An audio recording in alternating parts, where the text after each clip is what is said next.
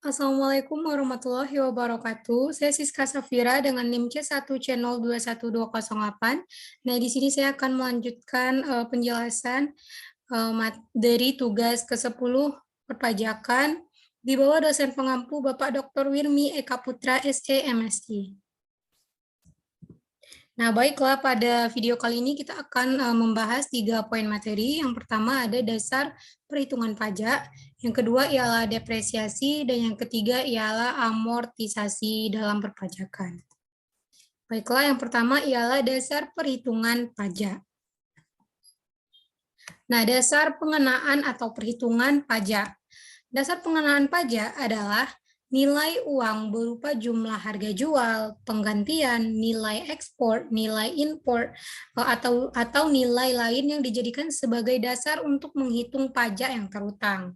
Nah, pajak pertambahan nilai atau PPN yang terutang dihitung dengan cara mengalihkan tarif pajak dengan dasar pengenaan pajak.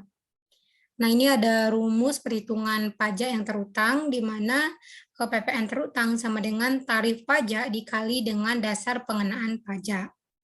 Nah, dasar pengenaan pajak ialah yang pertama ada rumusnya ialah penghasilan kena pajak atau wajib pajak badan seperti PT, CV, dan lain sebagainya, itu ialah penghasilan neto. Nah, yang kedua ialah penghasilan kena pajak, di mana ini berlaku untuk wajib orang atau pribadi, seperti kita ya pribadi. Ialah penghasilan neto dikurang dengan PTKP atau pajak tidak kena pajak. Penghasilan tidak kena pajak. Nah, di mana rumus penghasilan neto ialah penghasilan bruto dikurang dengan biaya yang diperkenakan dalam Undang-Undang PPh. Nah, baiklah, ini ada menurut Undang-Undang PPh terdapat 2 jenis biaya atau pengeluaran. Yang pertama ada yang dapat dikurangi dari penghasilan bruto. Yang kedua ialah yang tidak dapat atau tidak boleh dikurangi dari penghasilan bruto atau sebaliknya ya. Oke, kita bahas yang pertama ialah biaya-biaya yang dapat dikurangi dari penghasilan bruto. Nah, yang pertama ada biaya untuk mendapatkan, menagihkan, memelihara penghasilan, termasuk biaya pembelian bahan, upah, gaji, honor, kecuali pajak penghasilan. Nah, yang kedua ialah penyusutan atau amortisasi yang mempunyai masa manfaat lebih dari 1 tahun. Yang ketiga ialah iuran kepada dana pensiun yang pendiriannya disahkan oleh Menkeu. Yang keempat ialah kerugian karena penjualan dan atau pengalihan harta dalam perusahaan untuk mendapatkan menagihkan dan juga memelihara penghasilan. Nah, yang kelima ialah kerugian dari selisih kurs. Yang keenam, biaya penelitian dan pengembangan perusahaan yang dilakukan di Indonesia. Contohnya seperti misalkan Unilever.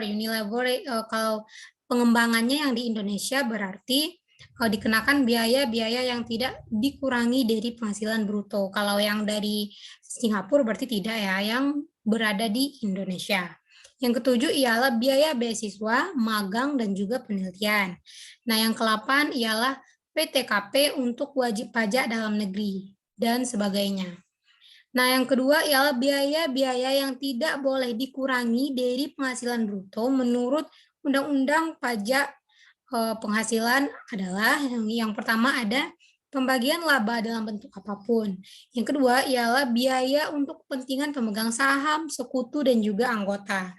Yang ketiga ialah pembentukan atau penumpukan dana cadangan kecuali yang ditetapkan oleh Menkeu. Yang keempat ialah premi asuransi kecuali yang dibayar pemberian kerja tersebut. Nah, selanjutnya ialah PTKP atau penghasilan tidak kena pajak. Selanjutnya, berdasarkan Peraturan Menteri Keuangan Republik Indonesia PMK nomor 101, PMK nomor 010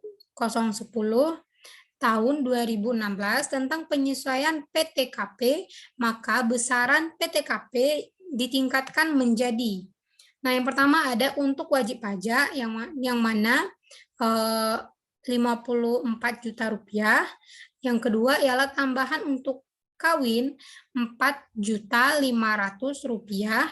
Yang ketiga tambahan untuk istri bekerja atau digabung sebesar 54 juta rupiah yang penghasilannya digabung.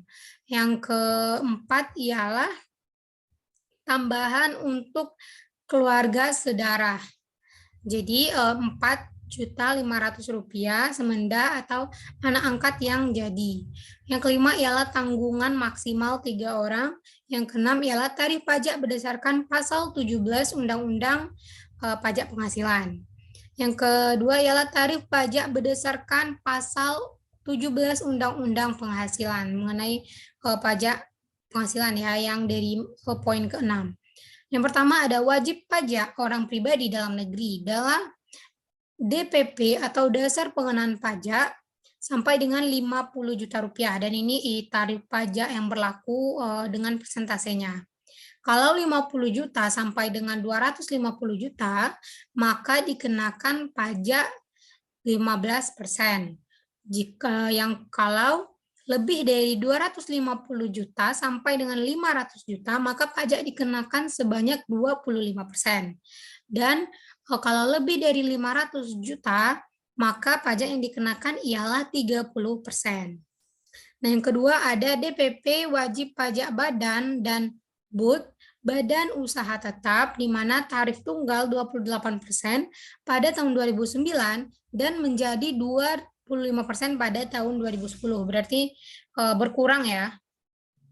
Nah, untuk wajib pajak badan, masuk bursa diberikan tarif sebesar 5%, lebih rendah dari tarif yang berlaku dengan ketentuan memenuhi syarat pasal 17 ayat 2B.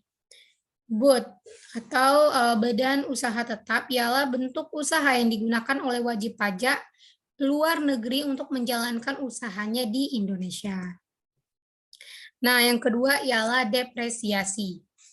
Depresiasi yang di sini kita akan bahas penyusutan untuk aktiva tetap berwujud. Pengeluaran atas pembelian, pendirian, penambahan, perbaikan, atau perubahan aktiva berwujud kecuali tanah yang berstatus hak milik, hak guna bangunan, hak guna usaha, dan juga hak pakai yang dimiliki dan digunakan untuk mendapatkan, menagih, memelihara penghasilan yang mempunyai masa manfaat lebih dari 1 tahun atau lebih dari 1 periode akuntansi. Tidak boleh dibebankan sekaligus, melainkan dengan depresiasi. Nah, ini ada pembahasan mengenai harta tetap berwujud dibagi menjadi 2 golongan. Yang pertama ada harta tetap berwujud yang bukan bangunan, terdiri dari 4 kelompok. Yang pertama ada kelompok 1, di mana kelompok harta berwujud bukan bangunan yang mempunyai masa manfaat selama 4 tahun. Yang kedua, atau kelompok kedua ialah kelompok harta yang berwujud bukan bangunan yang mempunyai masa manfaat sebesar selama 8 tahun. Kelompok ketiga ialah kelompok harta berwujud bukan bangunan yang mempunyai masa 16 tahun. Yang keempat, kelompok keempat, kelompok harta berwujud bukan bangunan yang mempunyai masa manfaat 20 tahun. Berarti ini merupakan kelipatan 4 untuk kita mudah menghafal. Kalau kelompok 1 4, kelompok 2 8, kelompok 3 16, kelompok 4 20. Oke. Nah, selanjutnya ialah kelompok harta tetap berwujud yang berupa bangunan yang terdiri dari 2 kelompok. Yang pertama permanen, di mana masa manfaatnya 20 tahun. Berarti lebih dari 20 tahun itu termasuk ke permanen. Yang kedua ialah tidak permanen, di mana masa manfaatnya tidak lebih dari 10 tahun. Metode penyusutan yang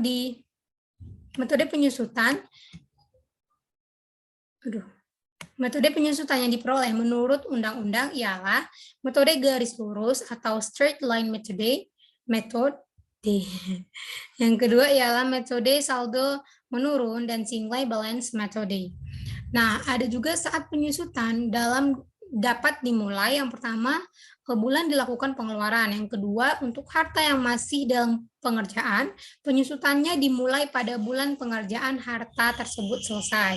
Yang ketiga ialah dengan izin Dirjen Pajak, penyusutan dimulai pada bulan harta berwujud dimulai digunakan untuk mendapat, menagih, memelihara penghasilan ataupun pada bulan harta tersebut dimulai untuk dihasilkan.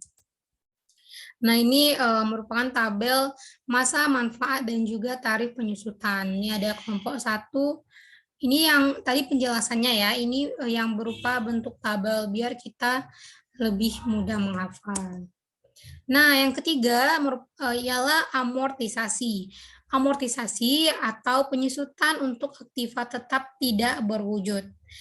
Pengeluaran untuk memperoleh aktiva tetap tidak berwujud dan juga pengeluaran lainnya termasuk biaya perpanjangan hak guna dan juga hak pakai yang mempunyai masa lebih dari 1 tahun atau 1 periode aktuansi yang digunakan untuk mendapatkan, menagih, memelihara penghasilan di mana tidak boleh dibebankan sekaligus melainkan dengan amortisasi. Nah,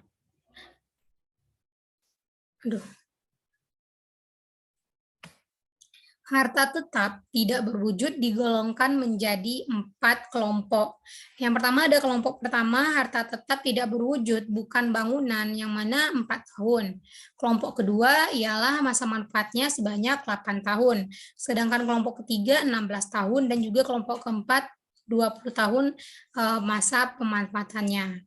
Harta tetap tidak berwujud digolongkan menjadi 4 kelompok. Yang pertama, sama ya. Yang pertama 4, yang kedua 8, yang ketiga 16, yang keempat ialah 20. Metode penyusutan. Nah, ini adalah metode penyusutan yang diperoleh menurut Undang-Undang Perpajakan. Yang pertama sampai ya, yang pertama ada straight line metode, yang kedua ada Delinsing balance metode. Ini ada bentuk tabelnya.